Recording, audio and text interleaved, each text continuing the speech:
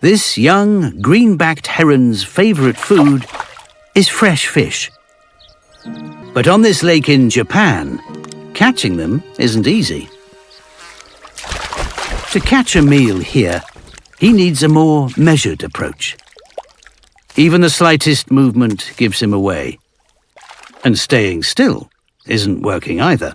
If he can't get to the fish, he'll have to get the fish to come to him. He knows they'll inspect anything on the surface they think might be food. So he tries something fewer than 1% of all birds on the planet do. He uses bait. Perhaps a twig? The idea is good, but not as much as a nibble. Maybe something smaller. A leaf. There's interest. Still no bites, though. So he tries an even smaller lure. A fly-sized piece of moss. Cast is perfect. Closer, closer.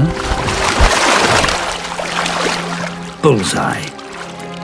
Now he's got the hang of it. He's unstoppable. It takes persistence and practice to fool prey.